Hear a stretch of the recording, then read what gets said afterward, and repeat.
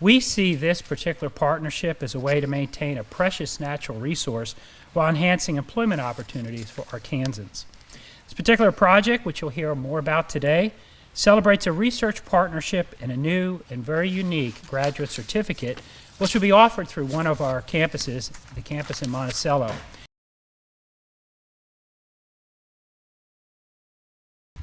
But I really worry about the future of our sport and the future of these natural resources. See, Arkansas has, there are more mallards that winter in Arkansas than any other state by far.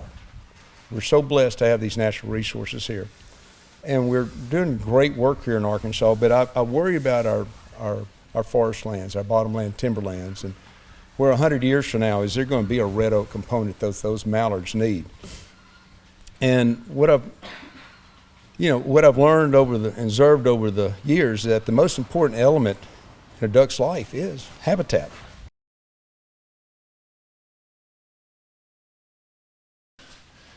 People need to know how to use applied sciences to the wildlife biologists, the foresters, the whole picture.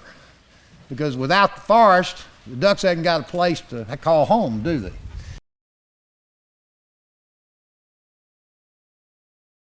This is going to be a really great public-private partnership that is just so essential to the future on how we can take what we do within the University of Arkansas system, work with private entities, and really enhance that, for us, our land-grant mission.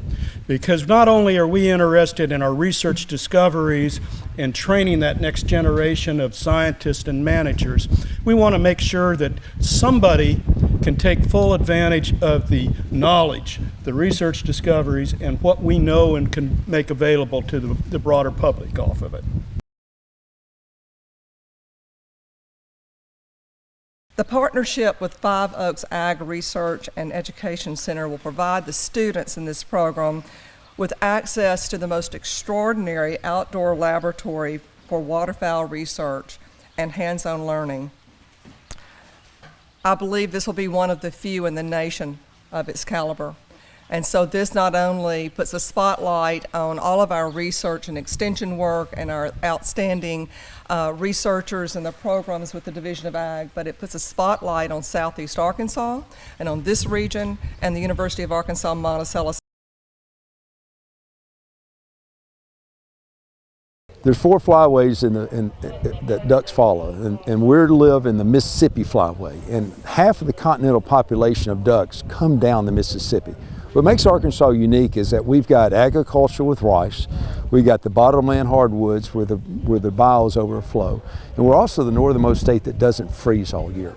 So it's a perfect scenario for ducks. And that's why they're here, because they know they can complete their wintering life cycle to get back to the breeding grounds in the prairies up in Canada and the United States.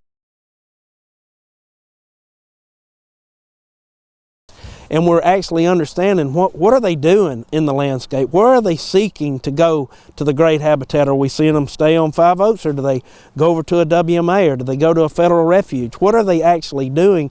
The technology is so much better now than it was in the 80s with old backpack radios and us following them around with an antenna. So all those things help us understand, how do we do better all the way from Canada to the Chapalai?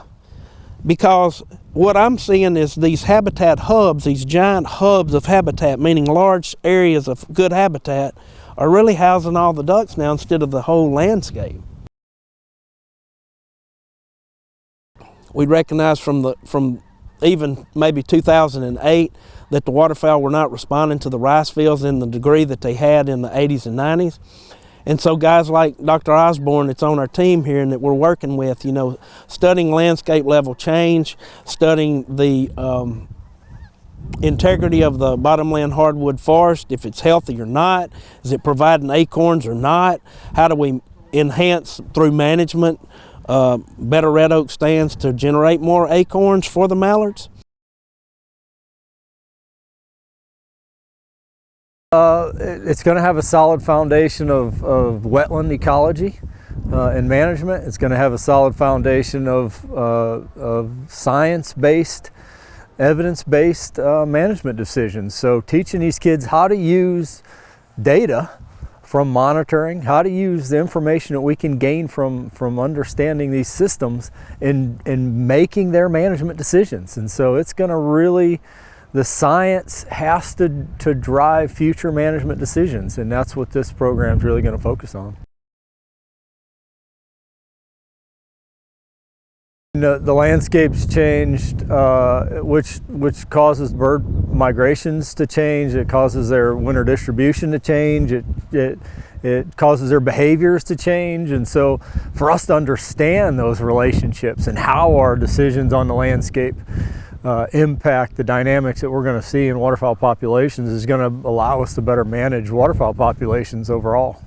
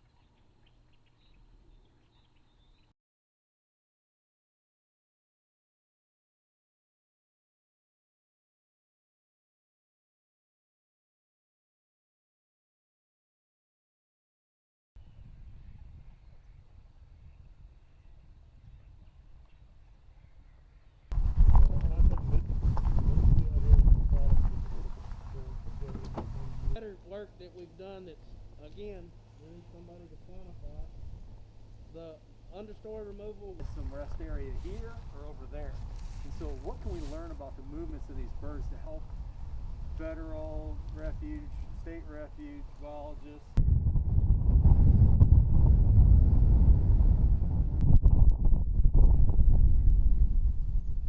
Sun's bad on you. Sun's been killing me all day. I was gonna say Lisa Webb used to bring kids out here like third grade, and she'd say, they'd never seen her.